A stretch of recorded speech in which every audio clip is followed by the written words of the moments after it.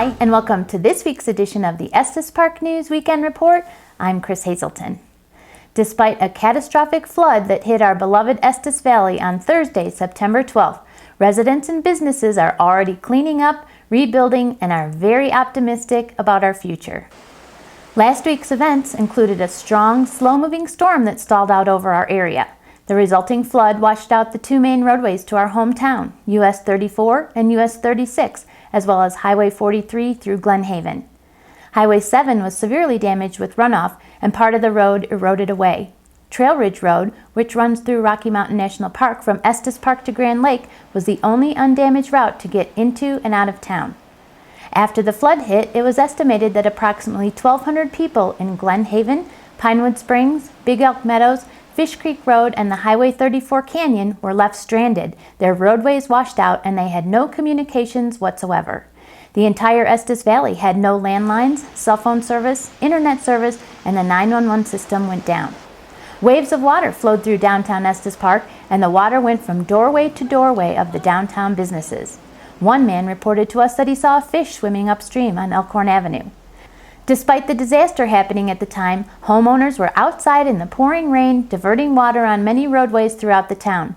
Business owners were filling and stacking sandbags, trying to save whatever they could. The Federal Emergency Management Agency quickly sent two 80-person search and rescue teams to assist with rescues and provided aid following the massive flooding. The National Guard arrived in full force. 17 helicopters flew in on Saturday to help rescue those stranded. The focus of the effort was to make sure everyone in harm's way got out of there. Pets were welcome in the helicopters, and Larimer County Sheriff Justin Smith told us on some rescue missions there were more animals than people in the airships. Immediately after the water stopped flowing and began to recede, residents and business owners began the arduous cleanup process. Armed with rubber boots, gloves, and masks, teams of hardworking people invaded the downtown area when officials deemed it safe to enter. The building department got out and quickly inspected homes and businesses, making sure they were safe to occupy. Bridges were inspected and repairs to roads began immediately. The beginning of the week was sunny, and the cleanup and rebuilding and grading of roads was going on all over town. This town will not stand still for long. The phrase "Mountain Strong" is ringing throughout the town, and it speaks to our ability to handle adversity and bounce back bigger and better than ever.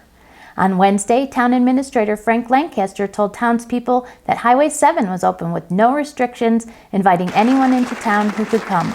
After all, we have lodges, resorts, and shops that are open and ready for guests. Many of our local restaurants are untouched, ready to feed those wanting a great meal. Those businesses that aren't open yet will be open soon, and even though the access to Estes Park may take a bit longer, what better route to take than the peak-to-peak highway, Highway 7, in the fall? A gorgeous autumn drive with fall foliage lining the way. And when our guests return, they can also enjoy the elk rut. The flood hasn't stopped them a bit. A huge heartfelt thank you to all who have helped in this effort as the residents of the Estes Valley now eagerly move forward. For up-to-the-minute information on the flood, you can visit estes.org or the Town of Estes Park Facebook page or the Facebook page of the Estes Park News.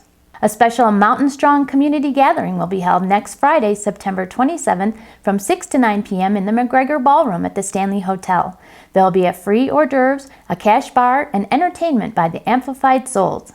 The event is hosted by the 3 Estes Park Rotary Clubs, Interact, and the Stanley Hotel. All proceeds will be donated for flood relief. T-shirts and hoodies with this new Mountain Strong logo will be available that will benefit those affected by the floods. Watch the EP News Facebook page and next week's edition for more details. It's been a long, exhausting week. Thanks for watching the Estes Park News Weekend Report. I'm Chris Hazelton. Hang in there, and we'll see you back here next week.